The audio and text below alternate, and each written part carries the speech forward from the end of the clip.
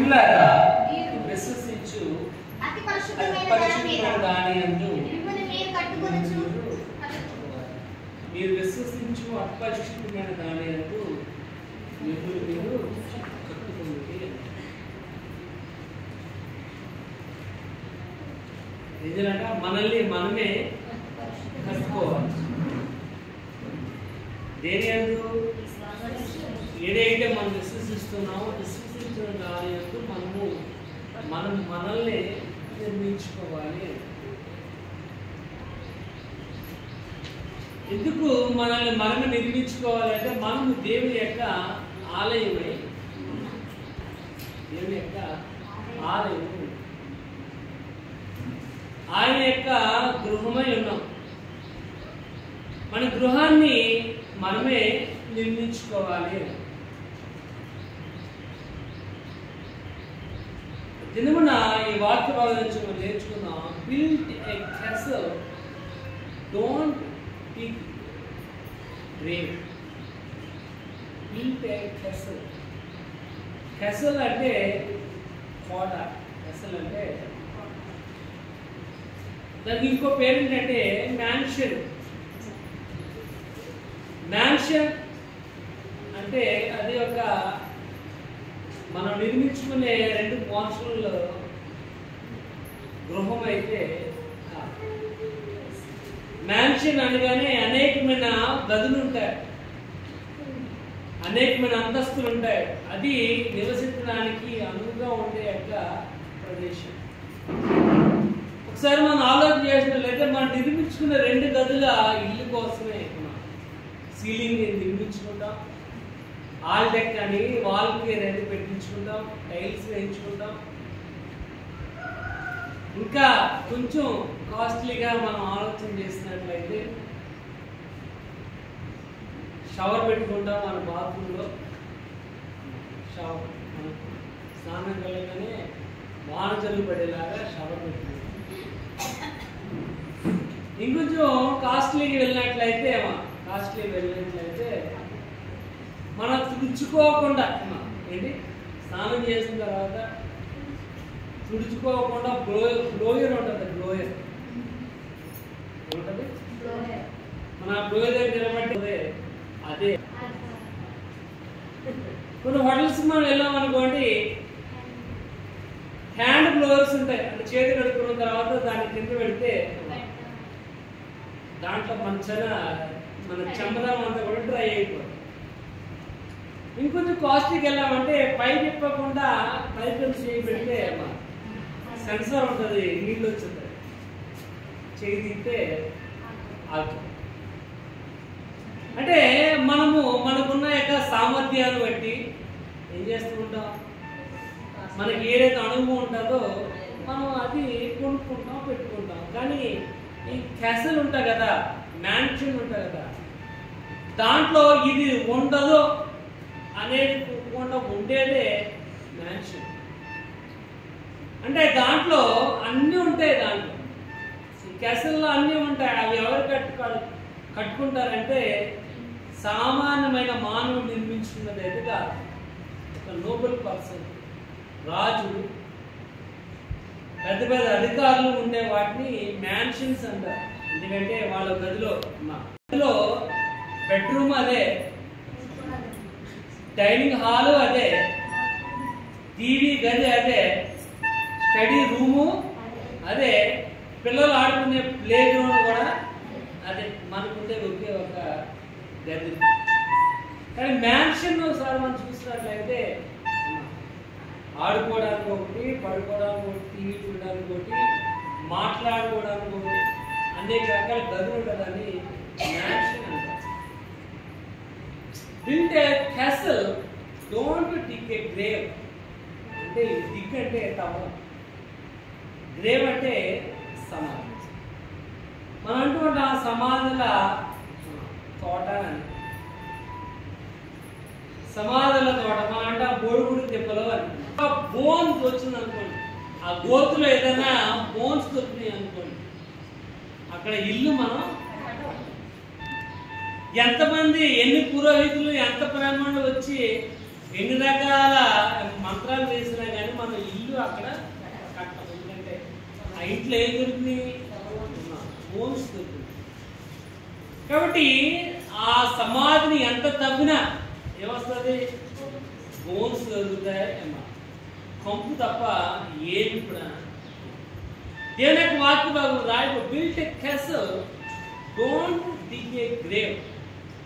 అంటే మనము కోటను నిర్మించుకోవాలి తప్ప సమాధులు తవ్వుకునే విధంగా ఉండకూడదు. దేవుని యొక్క వాక్య భాగం రాయబడుచున్న ఇక్కడ అంటున్నాడు ఆయన, ప్రియులారా మీరు విశ్వసించు అతి పరిశుద్ధమైన దాని యందు మిమ్మల్ని మీరు కట్టుకోవాలి. మనల్ని మనమే కట్టుకోవాలి. మనం ఒకసారి ఆలోచన చేసినట్లయితే మన యొక్క జీవితం అంతా కూడా కలర్ఫుల్గా ఉండాలని ఆలోచన చేస్తూ ఉంటాం. మన జీవితం అంతా కూడా రంగుల మయం. ఇంద్రధనుసులో 7 రంగులు ఉంటాయి. 7 రంగులు కూడా మన యొక్క జీవితంలో ఉండాలని ఆశిస్తాం. ఒక 20-30 సంవత్సరాల క్రితం వెనక్కి వెళ్ళినట్లయితే, ఒక 40 సంవత్సరాల క్రితం వెనక్కి వెళ్ళినట్లయితే మన ఇళ్ళన్నీ కూడా ఒకటే ఒక రంగు. ఏమా పండుగ వచ్చిందంటే ఏమా తెలుపు తప్ప ఏది కూడా లేదు. లోపల తెలిపే, బయట తెలిపే, గోడలు తెలిపే, కింద తెలుపు, మొత్తం అంతా కూడా ఒకటే రంగు. ఇప్పుడు కనుక మనం ఇల్లు నిర్మించుకోవాలి అంటే ఒక్కో కానాకే ఒక్కో రంగు. ఒక్కో కానాకే కిటికీకో రంగు, మెస్సకో రంగు, గోడకో రంగు, షెల్ఫ్కో రంగు, ఆ షెల్ఫ్కున్న బద్దికో రంగు. ఏమా అట్టకుంటదే, అట్టక మీద ఉన్న బద్దికో రంగు. కాబట్టి మన జీవితం అంతా కూడా కలర్ఫుల్, రంగుల. కానీ మన యొక్క జీవితంలో రంగులే మనకి చాలా ఆహ్లాదాన్ని ఇస్తూ ఉంటాయి. మనం ఏదైనా షాప్కి వెళ్ళి బట్టలు కొనాలంటే కలర్ఫుల్గా ఉండే కొంటాం తప్ప ఏమా మొబ్బెట్టేసి మాసిపో రంగులో ఉన్నాయి మనం కొనుక్కుంటాం కాదు కదా. అమ్మా వాడం కలర్ఫుల్గా ఉండాలి. మన లైఫ్ అనేది కలర్ఫుల్గా ఉండాలి. ఓల్డెన్ డేస్లో ఏమా మనకు ఒక టీవీ ఉంటుంది, బ్లాక్ అండ్ వైట్ టీవీ. ఏమా ఎంతమంది ఉన్నాయి బ్లాక్ అండ్ వైట్ టీవీలు? ఎంతమంది చూసారు? ఏ బట్టలు వేసుకున్నా ప్యాంటు నలుపు, షర్ట్ గెలిపే కనపడుతుంది మనకు తప్ప ఇంకో రంగు అనేది మనకి కనపడేది కాదు. Black and white TV. ఇప్పుడున్న పరిస్థితుల్లో కనుక మన టీవీ కొనుక్కోవాలంటే హెచ్డి, యూహెచ్డి, అల్ట్రా హెచ్డి, ఇంకా రకరకాల హెచ్డీలు ఉన్నాయి. కరువు కూడా ఉంది. కరువు అంటే ఇలాగా బెండే ఉంటుంది టీవీ. టీవీ బెండే ఉంటుంది, ₹1,00,000 పైన. ఆ టీవీలో ఏ మూడు చూసినా టీవీ కనపడదు. కాబట్టి హెచ్డి ఉండదు, యూహెచ్డి. కాబట్టి డిఫరెంట్ హెచ్డీలు ఉన్నాయి. మన టీవీ అనేక రంగులతో కలిసి ఉంటుంది. కానీ ఈ టైంలో కనుక ఎవరన్నా ఏమంటే మా ఇంట్లో బ్లాక్ ఉచితంగానే మీకు ఇస్తున్నాం పెట్టి చూడండి అని ఇస్తే అమ్మా ఎవరో కూడా దాన్ని చూసేలాగా లేము. ఎంత ఉచితంగా ఇచ్చినా మా వద్దు, అవసరం అయితే మనం అబద్ధం ఆడతాం, నేను టీవీ చూస్తాం మానేసాను. ఇక్కడ మనకు అవసరం లేదు బ్లాక్. కాబట్టి మన జీవితాన్ని కూడా కలర్ఫుల్, మన జీవితం అంతా కూడా ఆహ్లాదకరంగా ఉండాలని ఆశపడుతుంది. కానీ ఇక్కడ దేవుడి యొక్క వాక్య భాగం బిల్ట్ ఎ క్యాసల్, ఒక కోట నిర్మించబడాలి అని. మన యొక్క జీవితము కోటగా నిర్మించబడాలి అంటే ఇక్కడ రాయబడుతుంది. మనం ఇంకో తెలుగులో ఒక పదం ఏంటంటే దాని ఏమిటంటే దాని యొక్క గురించి మనం ఆలోచిస్తే రెసిడెన్షియల్గా ఉండడానికి పనిచేస్తారు. ఇంకేమిటి ఏ రకమైన ఉపద్రవాలు దాని మీద రాకుండా అది కావాలి ఉంటుంది మ్యాన్షన్. కానీ ఇక్కడ అంటున్నాడు ఆయన, ప్రియులారా మీరు విశ్వసించు అతి పరిశుద్ధమైన దాని యందు మిమ్మల్ని మీరు కట్టుకోవాలి. కానీ మన యొక్క జీవితం, మన యొక్క మ్యాన్షన్ ఇక నిర్మించబడాలి అంటే what we have to do, ఏం చేయాలి? ఒక 4 పద్ధతులు ఉన్నాయి, అవి నేర్చుకుందాం. ఇది టు బిల్డ్ ఎ మ్యాన్షన్, ఒక మ్యాన్షన్ నిర్మించబడాలి, ఒక క్యాసల్ నిర్మించబడాలి. గూగుల్లోకి వెళ్ళి మ్యాన్షన్ అని కానీ క్యాసల్ అని కానీ కొట్టినట్లయితే అమ్మా అనేక రకాలైన యంత్ర భవనాలు కనపడుతున్నాయి. ఏ భవనాలు? యంత్ర భవనాలు. కాబట్టి మన యొక్క జీవితం, మన యొక్క మ్యాన్షన్ కట్టబడాలి అంటే మనం ఏం చేయాలో నేర్చుకుందాం. ముందుగా కొలసీలకు రాసిన పత్రిక కొలసీ 1వ అధ్యాయం 23వ వచనం చూద్దాం. కొలసీ 1:23 పునాది మీద కట్టబడిన వారే స్థిరముగా ఉండి,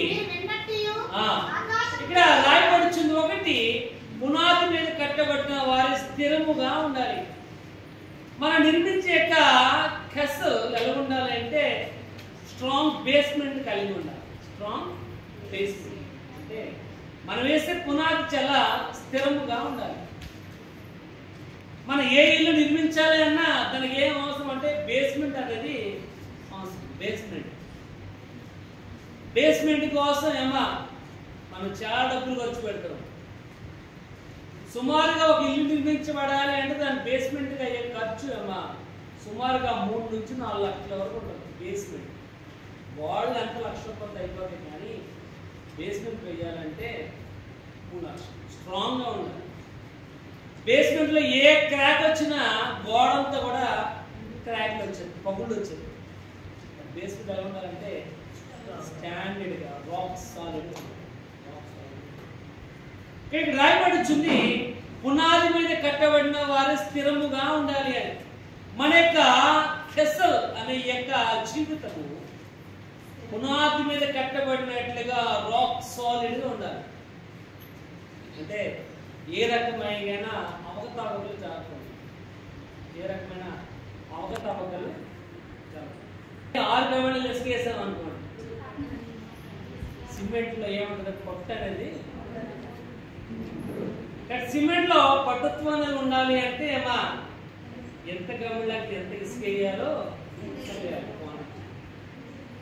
అప్పుడే ఆ పునాది ఎలా ఉంటుందంటే స్థిరంగా ఉంటుంది, స్టాండర్డ్గా ఉంటుంది. ఇక్కడ రాయబడుచుంది పునాది మీద కట్టబడిన వారే స్థిరముగా ఉండాలి. పునాది మీద కట్టబడిన వారుగా స్థిరముగా ఉండాలి అంటే ఒకటి మన విశ్వాసము కాన్స్టెంట్ గా ఉండాలి, స్టాండర్డ్ గా ఉండాలి. ఒకసారి చూడండి, ఎప్పుడు రాసిన పత్రిక 3:15 ఎప్పుడు 3:15 అంత విశ్వాసము అంతకు మట్టుకు గట్టిగా చేపట్టిన ఎడల క్రీస్తులో పాలువారమై ఉందుము. ఏంటంట? మనకున్న విశ్వాసము దృఢముగా ఉండాలి. అనుకున్న విశ్వాసం ఉండాలంట దృఢంగా ఉండాలి. మన టీవీలో ఒక యాడ్ అవుతారు, మనకంటే ఇల్లు స్థలం ఇది అనగానే నాన్న బలం చేయగానే ఆ బలం తిరిగిపోతాయి. ఈ స్థలంలో ఇల్లు కడతాకి అట్లా వెళ్ళిపోతాడు. ఆ నాన్న వెళ్ళి మరొచ్చేప్పటికి అమ్మా అబ్బాయి వస్తుంది. ఏం పేరు? UltraTech cement. ఆ సిమెంట్ కడితే అమ్మ ఎలా ఉంటుందంట? ఆ పక్క నుంచి రైలు వెళ్ళిపోయినా కానీ ఇల్లు ఏమవుదో ఓదు. వైబ్రేషన్. కాబట్టి అల్ట్రాటెక్ సిమెంట్నే వాడమని యాడ్. కానీ ఇక్కడ రాయబడుచుంది మన యొక్క బేస్మెంట్ స్ట్రాంగ్ గా రాక్ సాలిడ్ గా ఉండాలంటే మన విశ్వాసం అనేది దృఢముగా ఉండాలి. ఇక్కడ రాయబడుచుంది ఏలైనగా మొదటి నుండి మనకున్న దృఢ విశ్వాసం అంటున్నాడు. దృఢ విశ్వాసము పునాది స్థిరంగా ఉన్న విశ్వాసము కనుక అంతము మట్టుకు కనుక మీరు ఉన్నట్లయితే క్రీస్తుతో పాలివారై అవుతారు. అంటే 14 రాయబడుచుంది, నేనుండు స్థలములో నువ్వు. అంటే ఆయన ఎక్కడ ఉంటున్నాడో మనం కూడా అక్కడ ఉండగలం. ఎప్పుడు? మన విశ్వాసము స్ట్రాంగ్ గా రాక్ సాలిడ్ గా ఉన్నప్పుడు, మనకున్న విశ్వాసము దృఢముగా ఉన్నప్పుడు. ఆ దృఢమైన విశ్వాసము అంతము మట్టుకు అని. ఎప్పుడంట? అంతము మట్టుకు అంటే ఆఖరి యొక్క సెకండ్ వరకు, ఈ భూమి నువ్వు విడిచి వెళ్ళేంత వరకు కూడా నీ విశ్వాసము దృఢముగానే ఉండాలి. అంటే విశ్వాసములో మనము తొణికిసలాడకూడదు. విశ్వాసములో ఒకచోట మనం బిందు నిండా నీళ్ళు ఎట్టేసాం అనుకోండి, బిందు నిండా కూడా వెళ్ళాలన్నా కానీ అమ్మా మనం వెళ్ళలేము. మనం వెళ్ళేటప్పటికి ఒకట నీళ్ళని తొణుకుపోయి మన మీద పడిపోరు. ఇప్పుడు మన విశ్వాసం వెళ్ళడం తొణుకుపోకూడదు. మనం ఏం చేస్తుంటాం అంటే పరిస్థితులు ప్రభావం వల్ల మన విశ్వాసాన్ని మనమే మార్చేసుకుంటూ ఉంటాం. పరిస్థితుల ప్రభావం వల్ల మన విశ్వాసాన్ని మనమే మార్చేసుకుంటాం. వాక్య భాగం రాయబడుతుంది, మన విశ్వాసం దృఢముగా ఉండాలి. ఎప్పటి వరకు అంటే అంతము వరకు ఉండాలి. చూడండి, అదే అధ్యాయము 6వ వచనం చూద్దాం. 3:6 హెబ్రీ. ఆ ఇంటి మీద నమ్మకముగా ఉన్నాడు, ధైర్యమును నిరీక్షణ వలన ఉత్సాహమును తుదమట్టుకు స్థిరముగా చేపట్టిన ఎడల మనమే ఆయన యొక్క ఇల్లు. ఇప్పుడు ఇల్లు మందగా అమ్మా, ఇల్లు మందగా, ఇల్లు ఎవరిదే? ఇల్లు దేవుని. ఇక్కడ రాయబడుచుంది, అయితే క్రీస్తు కుమారుడై ఉండి ఆయన ఇంటి మీద నమ్మకముగా ఉన్నాడు. ఇల్లు ఎవరిదంటే ఆయన. ఇల్లు మంద కాదు. ఒక 10 సంవత్సరాల్లో చచ్చిపోయేవాడు అనుకుందాం, లేదా ఒక 5 సంవత్సరాల్లో చచ్చిపోయేవాడు అనుకుందాం. వాడు కనుక ఇల్లు కట్టాలంటే అమ్మా నేను 5 సంవత్సరాల్లో ఉంటాను కదా అని అట్టతో కట్టుకోడు ఇల్లు. నేను 5 సంవత్సరాలు ఉంటాను కదా, నా ఇల్లు అంత గట్టిగా ఉన్న అవసరం లేకుండా నేను ఉంటే కలిగి రేపు చచ్చిపోయిన తర్వాత నన్ను ఎలాగో బయటికి లాగేస్తాను అన్నట్టు కట్టుకోడు. కట్టుకుంటాడు అమ్మా ఏనుగు పాదాలు వేసి. ఏనేసి? ఏనుగు పాదాలు. ఏనుగు పాదాలు అంటే పెద్ద పెద్ద గోతులు అవి, ఆ గోతుల నుంచి బేస్మెంట్ వేసుకొస్తారు. ఇప్పుడు ఆ బేస్మెంట్ వేసిన ఇల్లు ఎంత యుగాలైనా కానీ కథలు. కాబట్టి మన బేస్మెంట్ ఇక్కడ రాయబడి క్రీస్తే ఆ ఇంటి మీద నమ్మకముగా ఉన్నాడు కనుక ఆ తుదమట్టుకు స్థిరముగా చేపట్టిన ఎడల మనమే ఆయన యొక్క ఇల్లు. కాబట్టి మనం ఆయన యొక్క ఇల్లు కనుక ఆ ఇల్లు అనేది ఎలా ఉండాలంటే రాక్ సాలిడ్ గా ఉండాలి. Built a castle. ఆ కోట నిర్మించబడాలి అంటే దాని బేస్మెంట్ స్ట్రాంగ్ గా ఉండాలి. స్ట్రాంగ్ ఉండాలంటే మన విశ్వాసము స్థిరముగా ఉండాలి. అందుకంటున్నాడు, పునాది మీద కట్టబడిన వారే స్థిరమైన జీవితమును కలిగిన వారుగా ఉన్నట్లయితేనే you can build it castle. కోటను, మ్యాన్షన్ ని మనం నిర్మించగలం. చూడండి, అదే హెబ్రీ 10వ అధ్యాయం 38 చదువుకున్నాం. 10:38. విశ్వాస మూలముగా జీవించును. ఎవరైతే ఆయన నీతిమంతుడిగా జీవిస్తూ ఉంటారో వారు ఇక్కడ రాయబడుచుంది, విశ్వాస మూలముగా వాడు జీవించును.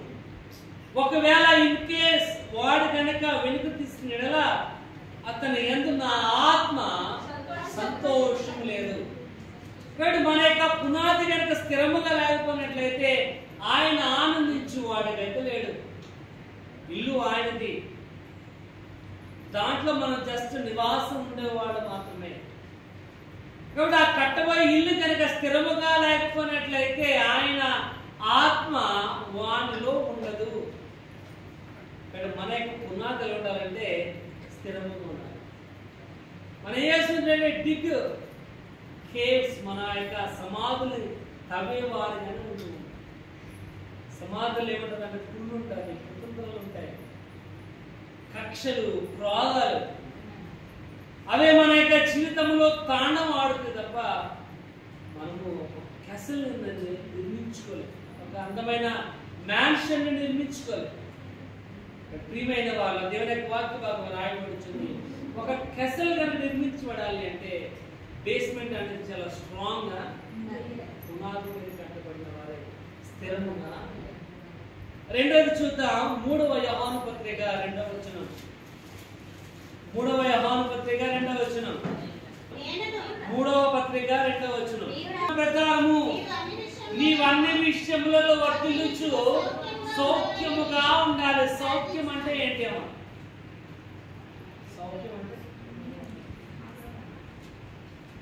సౌఖ్యం అంటే సుఖం కాదమ్మా.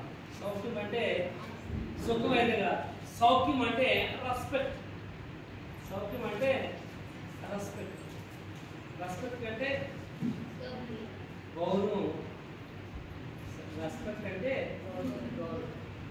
గౌరవం ఏం చేయాలి? ఇచ్చిపుచ్చుకోవాలి. గౌరవం ఏం చేయాలి? ఏమండి అంటేనే అటు నుంచి ఏమండి అని వస్తుంది. యారా అంటే అటు నుంచి యారా అని వస్తుంది. ఇప్పుడు ఇచ్చిపుచ్చుకోవాలి.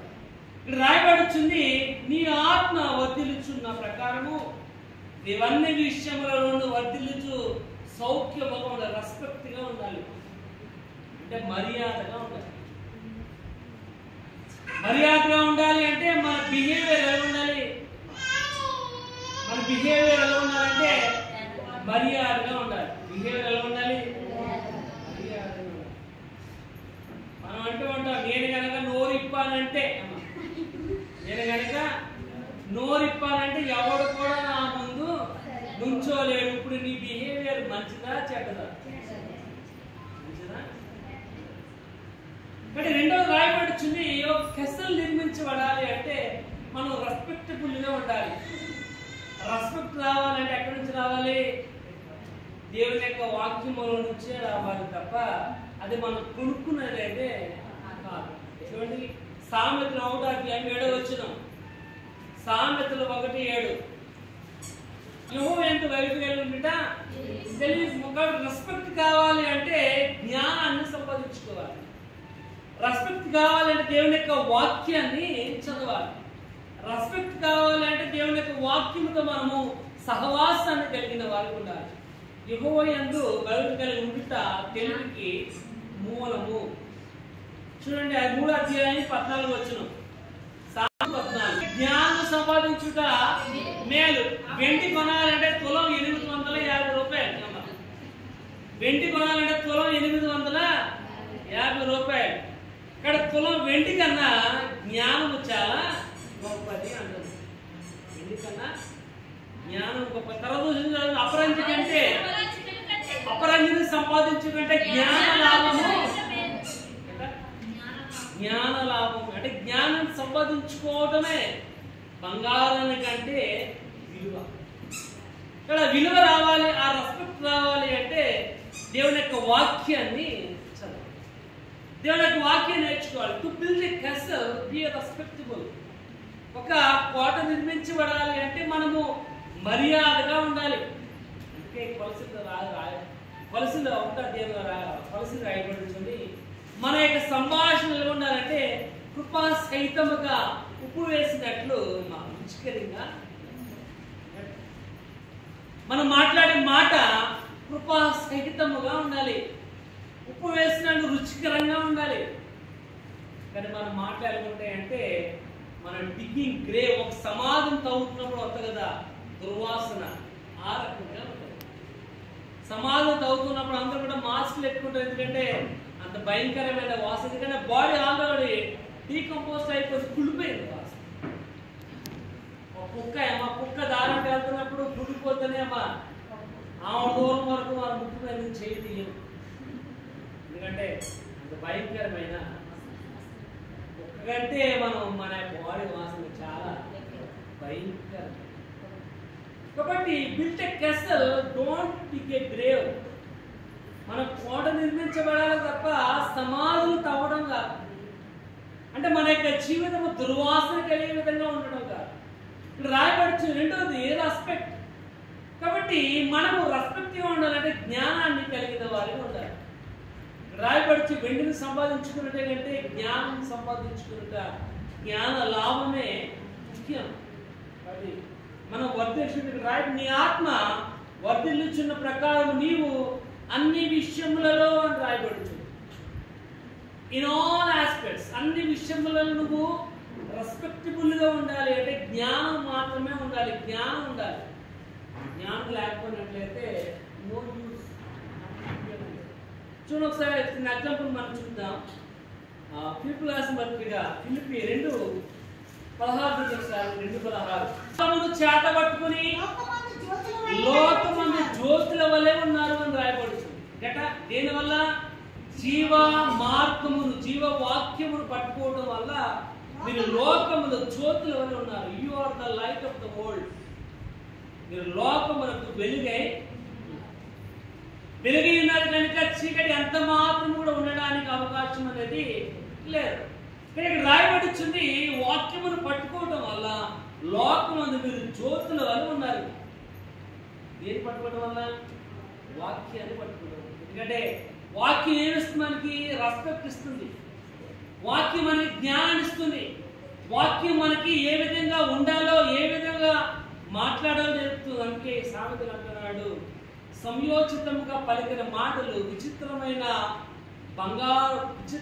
కంచములు పెట్టిన బంగారు పళ్ళ వంటివి అంటున్నాడు. సంయోచితముగా మాట్లాడిన అంటే ఏ సందర్భంలో ఏ విధంగా మాట్లాడాలో తెలుసుకోవాలి అంటే బైబిల్ మాత్రమే కారణం తప్ప ఏమి కూడా కారణము. ఏ విధముగా ఏ సందర్భంలో ఎలా మాట్లాడాలి మనం మాట్లాడుతూ ఉంటాం. ఏ విధంగా అంటే మనం గొడవని విడదీస్తా మానేసి మనం వెళ్ళి ఇంకో మాట అనగానే గొడవ ఏమైపోతుందంటే పెద్దదైపోద్ది. మనం విడదీసే వాళ్ళమా కలిపే వాళ్ళమా? మనం ఏంటంటే కలిపే వాళ్ళం కాదు, విడదీసేవాళ్ళం. ఎందుకంటే వాడు వెనక వచ్చాడంటే గొడవ ఏమైపోతే పెద్దదైపోతుంది. గొడవ తగ్గాలి అంటే సమయోచితంగా మాట్లాడినట్లయితే విచిత్రమైన పళ్ళెములు పెట్టిన బంగారు పళ్ళ వంటిది అంటున్నారు. కాబట్టి రెండవది రెస్పెక్ట్ మనకు కావాలి అంటే వాక్యమును మనం పట్టుకోవాలన్నట్లయితేనే మనము జ్యోతుల వల్ల ఉంటాం. ఎగ్జాంపుల్ చూద్దాం. మత్తయి సువార్త 25వ అధ్యాయము 21వ వచనం. దూరదేశం వెళుతూ ఒకరికి 5 తలాంతులు ఇచ్చాడు. 5 తలాంతులు తీసుకున్నవాడు ఏం చేశాడు? మరి 5 తలాంతులను సంపాదించాడు కనుక అంటున్నాడు, బలా నమ్మకమైన నువ్వు కొంచెంలో నమ్మకముగా ఉన్నావు కనుక నిన్ను అనేకమైన వాటి మీద నిన్ను అధికారిగా నియమించదు. అది చెప్పాడు అతను. ఏమన్నా నేను 5 తలాంతులు తీసుకుని 5 తలాంతులు నువ్వు వ్యాపారంలో పెట్టు. నువ్వు వ్యాపారం పెట్టినట్లయితే నేను వస్తాను, వచ్చినప్పుడు నేను 10 రూపాయలు చెప్పి తీసుకుంటాను అని అన్నాడా? చూడండి, చదవండి. వచ్చింది చదవండి, 15 వచ్చింది చదవండి. ఒకనికి 2, ఒకనికి 1 ఎవరి సమాచారంలో వారికి ఇచ్చి వెంటనే దేశాంతరం పోయాడు. ఇంకా ఒక్క మాట కూడా మాట్లాడలేదు. ఒక్క మాట కూడా మాట్లాడకుండా అరే ఇవి నీకు 5, నీకు 3, నీకు 2 ఇచ్చి వెంటనే కారు ఎక్కి వెళ్ళిపోయాడు. ఒకవేళ ఆయన కనుక చెప్పి నేను వచ్చినప్పటికి మీరు వ్యాపారంలో పెట్టండి, అప్పు ఇవ్వండి, ఇచ్చినట్లయితే నేను దగ్గర తీసుకుంటాను అని మాత్రం అనలేదు. ఇచ్చి వెళ్ళిపోయాడు. ఇప్పుడు దాన్ని ఏ విధంగా చేస్తే యజమాని మెచ్చుకుంటాడో అది వాళ్ళే నిర్ణయించుకున్నది మాత్రం. ఒకడు 5 తలాంతులు తీసుకున్నవాడు ఏం చేయాడంటే 5 తలాంతులు తీసుకున్నవాడు ఏం చేయాడు? వ్యాపారం చేశాడు. దాంతో మరొక 5 తలాంతులను సంపాదించాడు. 3 తీసుకున్నవాడు మరొక 3. కానీ ఒకటి తీసుకున్నవాడు చాలా తెలివిగలడు. ఎందుకంటే వాడి యజమాని ఆ మనుషుడు 1 తలాంతు ఇచ్చిన వాడికి ఏమి చెప్పలేదు. ఇచ్చాడు ఒకటే. అప్పుడు మనం ఏం చేస్తూ ఉంటాం? ఇచ్చిన దాన్ని జాగ్రత్తగా మనం ఇచ్చేస్తే పాస్టర్ గారు చాలా మంది డబ్బులు దాయమని ఇచ్చేవారు. పాస్టర్ గారు చాలా డబ్బులు దాయమని ఇచ్చేవారు. దాయమని ఇచ్చిన తర్వాత ఆస్తి దాయమని ఇచ్చిన తర్వాత ఈ విషయం పాస్టర్ గారికి తెలిసే. ఎవరు తెలిసేది? అంటే ఆవిడ దాయమని చెప్పింది. ఇప్పుడు ఏం చేయాలి? ఆవిడకి ఇచ్చేయాలి.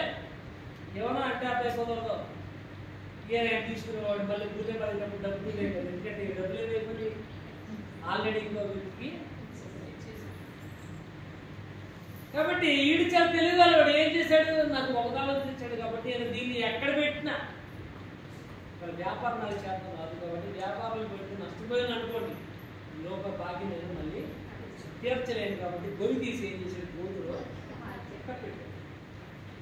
ఆయన మళ్ళా వచ్చి ఎవరికి ఇచ్చింది వాళ్ళే తిరిగి ఇమ్మని చెప్పగానే 5 తలాంతులు తీసుకునేవాడు మళ్ళీ 5 తలాంతులు ఇచ్చాడు. అలా నమ్మకమైన మంచి. ఇప్పుడేమేంటి? వాడు రెస్పెక్ట్ అనేది పెరిగిందట. చూడు ఇక్కడ రాయబడుతుంది, నీవు కొంచెంలో నమ్మకముగా ఉంటుంది, నిన్ను అనేకమైన వాటి మీద నియమించదను. నీ యజమాని యొక్క సంతోషంలో నువ్వు పాల్గొని అనేకమైన వాటి మీద. ఇప్పుడు వాడి గౌరవం ఏమైపోయింది? డబల్ అయిపోయింది, ట్రిపుల్ అయిపోయింది వాడి గౌరవం. కానీ 1 తలాంతు తీసుకున్నాడు ఉన్నాడు కదా. చూడండి అక్కడ రాయబడుతుంది, ఆ ఒక తలాంతు 28 వచ్చిన ఆ తలాంతు వాని ఎదురు నుండి తీసివేసి 10 తలాంతులు గలవానికి ఇయ్యుడి అని. ఇప్పుడు అడిగి ఎన్ని ఉన్నాయి? ఇప్పుడు 5 తలాంతులు తీసుకున్నాడు, ఇంకో 5 తలాంతులు సంపాదించాడు కనుక 5 తలాంతులు ఆయన తీసుకోలేదు. వాడి దగ్గర ఏమున్నాయి? 10 ఉన్నాయి. అంటే వాడు కష్టపడ్డాడు కాబట్టి ఆ కష్టాన్ని ప్రతిఫలాన్ని వాడికే వదిలిపెట్టాడు. ఇప్పుడు అంటున్నాడు ఆ ఒక తలాంతు తీసుకుని ఆ 10 తలాంతులు ఉన్న వాడికి ఇచ్చేయమని చెప్పాడు. వాడి కృత్యం అయిపోయి చూడండి. మరియు పనికిమాలిన దాసుని చీకటి వెలుపు కోసివేయండి, అక్కడ ఏడుపును. కానీ మన యొక్క జీవితంలో రెస్పెక్ట్ కావాలి అంటే దేవుని దగ్గర నుంచి మాత్రమే తప్ప నీ స్వతహా నువ్వు పొందుకోలేవు. ఆ రెస్పెక్ట్ నువ్వు పొందుకోవాలంటే దేవుని యొక్క వాక్యాన్ని చదవాలి, దేవుని యొక్క వాక్యాన్ని నేర్చుకోవాలి. ఇక్కడ రాయబడుతుంది ఆ 5 తలాంతులు తీసుకున్న వాడు మరొక 5 తలాంతులు సంపాదించాడు కనుక ఆ యజమాని యొక్క దృష్టిలో వీడికి గౌరవం అనేది తెలియదు. కాబట్టి డోంట్ గ్రేస్, సమాధుల్ని తొలిచే విధంగా ఉండదు. సమాజంలో తొలిచే విధంగా ఉన్నట్లే చూడండి. అక్కడ రాయబడుతుంది గలతీ 5:27 సార్ చూద్దాం. గలతీ 5:21 వీటిని గురించి నేను మునుపు చెప్పిన ప్రకారము ఇట్టి వారిని చెయ్యువారు దేవుని రాజ్యమును స్వతంత్రించుకోలేరని స్పష్టంగా చెప్తున్నా. అంటే మనకు కనుక రెస్పెక్ట్ లేకపోయినట్లయితే దేవుని యొక్క రాజ్యములో మనం ఉండలేము. రెస్పెక్ట్ కావాలి అంటే ఆత్మ ఫలాలను ఫలించే వారు ఉండాలి. ప్రేమ, సమాధానము, దయాత్వము, దీర్ఘశాంతము అక్కడ రాయబడుచున్నాయి. అవి ఆత్మ ఫలములు. పైన రాయబడి శరీర కార్యాలు రాయబడుచున్నాయి ఏమా, అవి 15 ఉన్నాయి. ఆ 15 కూడా మన యొక్క జీవితంలో ఉన్నట్లయితే మనలో రెస్పెక్ట్ అనేది రాదు. రాయబడుచుందమ్మా చూడండి. క్రోధము, కక్షలు, భేదములు, నిమిత్తములు, అసూయ, అల్లరి కూడా అసూయ బాగుంటే మనకు వాంఛం, కక్షలు, క్రోధాలు ఇవన్నీ కూడా మానవుని యొక్క జీవితమును నాశనం చేసేవిగా ఉన్నాయి కనుక దెర్ ఇస్ నో రెస్పెక్ట్, గౌరవం అనేది. కానీ మనం అన్ని విషయములలో సౌఖ్యముగా ఉండాలి అంటే ఒకటే మార్గము, యేసే మార్గము. దేవుని యొక్క వాక్యాన్ని చదివేవారిగా ఉండాలి. దేవుని యొక్క వాక్యం ద్వారా, ఎందుకంటే యెహోవా యందు భయభక్తి కలిగి ఉండే జ్ఞానమునకు మూలము అని రాయబడుతుంది. కానీ ఒకటి, if you want to build a castle, ఒకటి స్ట్రాంగ్ బేస్మెంట్ కావాలి, గట్టి పునాది కావాలి. రెండోది రాయబడుతుంది రెస్పెక్ట్, మనం రెస్పెక్టబుల్ గా ఉండాలి, సౌఖ్యముగా ఉండాలి. మూడోది చూద్దాం, 1 యోహాను పత్రిక 5వ అధ్యాయం 14-15 వచ్చినారు. ఆయన కలిగిన మన కలిగిన ధైర్యమే కనుక ఆయన చిత్త ప్రకారంగా మనం ఏమడిగినానో ఆయన ఇచ్చేవాడిగా ఉన్నాడు. మూడవది మన కెసలు నిర్మించబడాలి అంటే మూడవది కాన్ఫిడెన్స్ కావాలి. ఏం కావాలి? కాన్ఫిడెన్స్ అంటే నమ్మకం. మన పునాది ఉండాలంటే నమ్మకం మీద ఉండాలి. మన పునాది నమ్మకం లేకపోయినట్లయితే ఏ పని కూడా మనం చేయలేము. మనం అంటూ ఉంటాం పాస్ అవుతావా అంటే అబ్బాయి పాస్ అవుతాను నమ్మకం నాకు ఉంది. అన్నది అమ్మ ఈసారి గట్టెక్తామంటే అబ్బాయి ఈసారి ఏదో రకంగా గట్టెక్కారు. ఆ కాన్ఫిడెంట్ ఏముండాలి మనకున్నారు? నమ్ముడు నీ వల్ల అయితే సమస్య కూడా. కాబట్టి ఒక కెసల్, ఒక పాట నిర్మించబడాలి, ఒక మ్యాన్షన్ నిర్మించబడాలి అంటే వీ హ్యావ్ కాన్ఫిడెన్స్. మనకి ఏముండాలంట? నమ్మకం అనేది ఉండాలి. రాయబడుచుంది ఆయన చిత్త ప్రకారముగా మనం ఏం అడిగినాను ఆయన మనకి ఇచ్చేవాడిగా ఉన్నాడు. 15 వచ్చిన మనం ఏం అడిగినాను ఆయన మన మనవి ఆలకించును. మనం ఎరిగినలా మనం వేడుకొను ఆయన కలిగినవి మనం ఎరుగుతున్నాము. ఒకసారి చూడండి మత్తయి 3:17 చూద్దాం. సారి 3:17 వచ్చిన మాట వినబడింది. ఏం మాట్లాడితే ఈయన నా ప్రియ కుమారుడు, ఈయన యందు నేను ఆనందించువాడు ఉన్నాను. He is my son. ఇక్కడ ఆ తండ్రికి ఆ కాన్ఫిడెంట్ ఉంది. ఎందుకంటే ఆయన ఏ పని మీద అయితే వచ్చాడో ఆ పనిని ఆయన నెరవేర్చేవాడికి ఉన్న ఆ నమ్మకం తండ్రికి ఉంది కనుక తండ్రి అంటున్నాడు ఈయన నా ప్రియకుమారుడు, ఈయన యందు నేను ఆనందించు వాడిగా ఉన్నాను. కాబట్టి మనకి అటువంటి కాన్ఫిడెంట్ మన యొక్క జీవితంలో ఎందుకు కలగాలి అంటే 1వ యోహాను పత్రిక 3వ అధ్యాయం 2వ వచనం చూద్దాం. చాలు ఇక్కడ రాయబడుతుంది, we are the sons of God. మనం దేవుని యొక్క పిల్లలమై ఉన్నాం. దేవుని యొక్క పిల్లలమై ఉన్నాం కనుక ఆయన మన యొక్క తండ్రి, నీ యొక్క తండ్రి కనుక నీకు ఏది అవసరమో అది ఆయన అడిగినట్లయితే ఆయన తప్పకుండా ఇచ్చేవాడిగా ఉండనే నమ్మకం నీకు.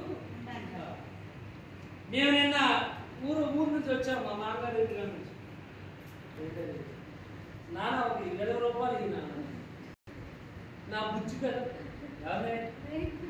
నా బుజ్జి కదా, నా నాన్న కదా, నా బంగారం కదా.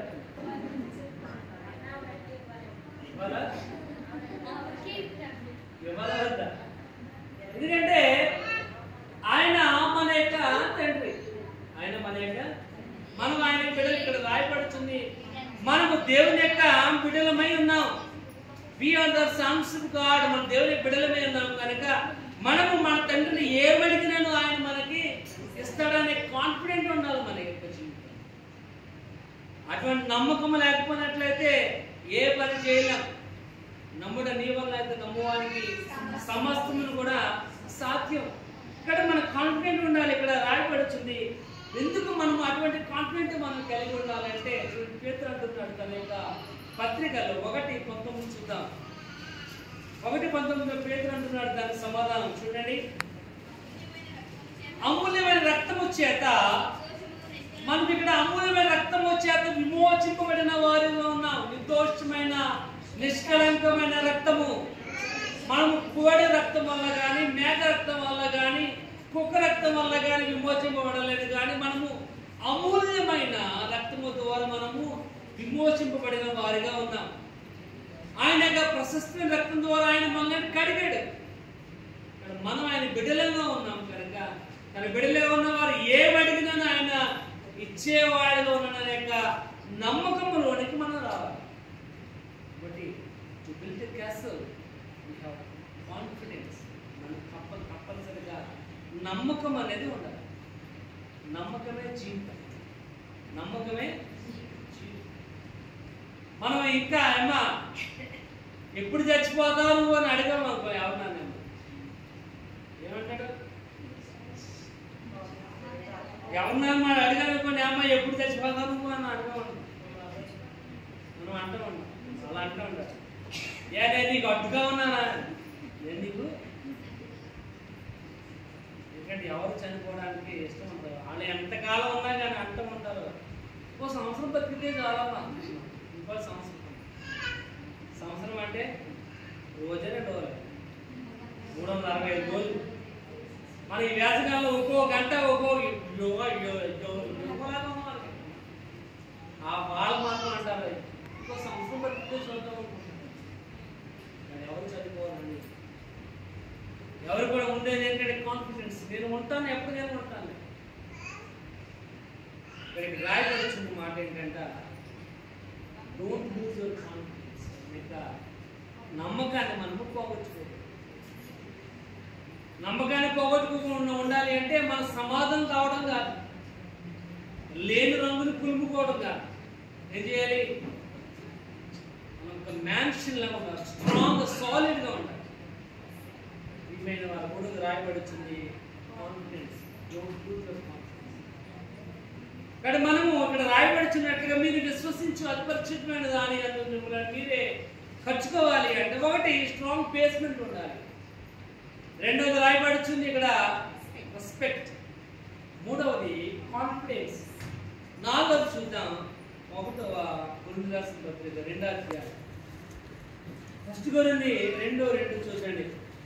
యేసుక్రీస్తును అనగా సిలువ వేయబడిన యేసుక్రీస్తును తప్ప మరి దేనిని మీ మధ్య నేను ఎరుగుదునని నిశ్చయించుకుంటే మీ డిటర్మినేషన్.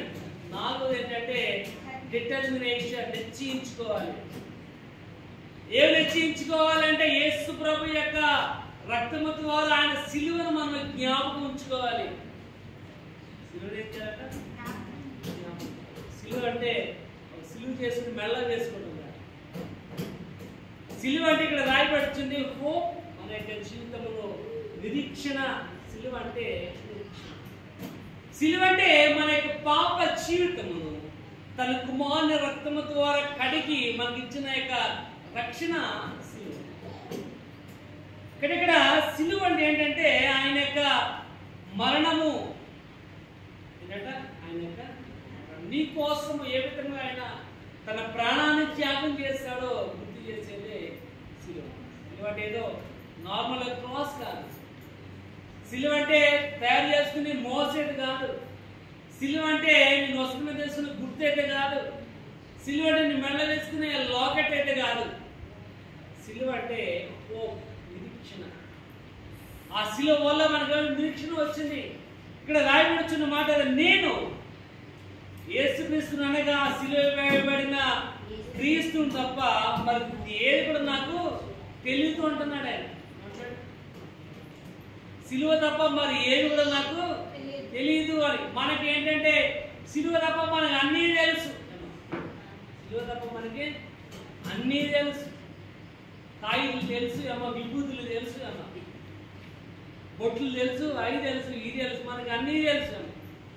పసుపు నీళ్ళు కూడా తెలుసు, పసుపు నీళ్ళు కూడా తెలుసు. సిలువ తప్ప మన యొక్క జీవితంలో మనకు అన్నీ తెలుసు. చింపుచ్చుకు రావడం తెలుసు, కొబ్బరికాయ కొట్టడం తెలుసు అమ్మ, అన్నీ తెలుసు మనకు. కానీ సిలువ తెలియదు. ఇక్కడ రాయబడుతుంది we have to determine, మనం నిశ్చయించుకోవాలి ఏంటంటే సిలువే మార్పు మనం తెలుసుకోవాలి. ఇక్కడ అంటున్నాడు యేసుక్రీస్తు అనగా సిలువ వేయబడిన క్రీస్తు తప్ప మరి ఏది కూడా నాకు తెలియదు అని చెప్తున్నాను. ఎందుకంటే సిలువని గురించిన వార్త నశించున్న వారికి పెరుగుతున్నాం, కానీ రక్షింపబడుచున్న సిలువని గురించిన వార్త ఏంటంటే దేవుని యొక్క శక్తి. ఆ శక్తి రాక్ సాలిడ్ గా ఉండాలి మన యొక్క జీవితం. ఆ శక్తి స్థిరముగా ఉండాలి. ఆ శక్తి రెస్పెక్ట్ఫుల్ గా ఉండాలి. ఆ శక్తి ఎలా ఉండాలంటే కాన్ఫిడెంట్ గా ఉండాలి. కాబట్టి to build a castle we have to determine. యేసు ప్రభువుని మనము జ్ఞాపకం ఉంచుకోవాలి. దానికి నిదర్శనం ఏంటంటే సిలువ. సిలువ గురించిన వార్త నశించున్న వారు వెరుతనము, కానీ రక్షింపబడుచున్న వారు దేవుని యొక్క శక్తి. చూడండి 2 పేతురు 3:17 2 పేతురు 3:17 మనసును విడిచిపోకుండా స్థిర మనసును విడిచి పడిపోకుండా ఏం చేయాలంటే కాచుకోవాలి. అంటే మనం పడిపోకుండా స్థిరముగా మనకున్న యొక్క మనస్సును మనం ఏం చేయాలంటే కాపాడుకోవాలి అని. చూడండి 1 తెస్సలోనికీయులకు 4:5 చూద్దాం. 1 తెస్సలోనికీయులకు 4:5 కాపాడుకోవాలో కట్టమంటే ఏంటి అమ్మా? కట్టమంటే ఏంటి? కట్టమంటే వేసవికాలంలో మనకు చల్లటి నీళ్లు కావాలంటే కుండ కావాలి.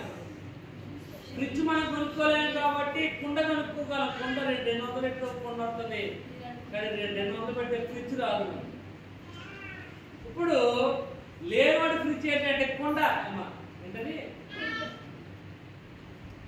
కుండ చాలా జాగ్రత్తగా కాపాడుకోవాలి వేసవికాలం వెళ్ళేదా. ఎందుకంటే ఆ కుండ నాని ఉంటుంది కాబట్టి దాని మూత సరిగ్గా వెళ్ళిపోయినా గ్లాస్ తగిలినా పగిలిపోతుంది. మన యొక్క జీవితం కూడా కట్టము లాంటిదే, కుండ లాంటిదే. కాబట్టి కుండను ఏం చేయాలి? పగిలిపోకుండా, ఇక్కడ మనం చదువుకున్నాం కదా, స్థిరమైన మనస్సులో నుంచి మనం పడిపోకుండా మనం ఏం చేయాలంట? కాచుకోవాలి. నిశ్చయించుకోవాలి. యేసు ప్రభు సిలువని విడిచిపెట్టినట్లయితే నా యొక్క జీవితం అనేది లేదు అని నిశ్చయించుకోవాలి. యేసు ప్రభు యొక్క సిలువ నా యొక్క జీవితం లేకపోయినట్లయితే నా బ్రతుకే లేదు అనేక ఆలోచన కలిగిన వారిగా నచ్చించుకోవాలని వాక్యం చర్చని కలుపు రాసిన పత్రిక 6:14 చూద్దాం. యేసుక్రీస్తు సిలువ యందు తప్ప మరి దేని యందు అతిశయించుట దూరం అవును అంటారు. మనం అతిశయించాలి అంటే సిలువ ద్వారా మాత్రమే తప్ప దేని ద్వారా మన అతిశయం అనేది లేదు. మనం అతిశయించాలి. నేను క్రైస్తవుని అనుకుని అతిశయించాలి అంటే ఒకటే ఒకటి, సిలువ. యేసు ప్రభు నా కోసము చనిపోయాడు. అది నేర్చుకోవాలి. అతిశయించుకోవడం యేసు సిలువ తప్ప మన యొక్క జీవితంలో మరి ఏది కూడా సిలువ మన జ్ఞాపకం ఉంచుకోవాలి. సిలువే మన యొక్క జీవితంలో మార్చగలిగింది. సిలువే మన యొక్క జీవితంలో అభివృద్ధి పరచగలిగింది. ఇక్కడ రాయబడుతుంది, మిమ్మల్ని మీరు కట్టుకోవాలి అంటే సిలువ అవసరం. యేసు యొక్క సిలువ మరణంలో మనము జ్ఞాపకం ఉంచుకోవాలి. దేవుని వాక్యం రాయబడుతుంది.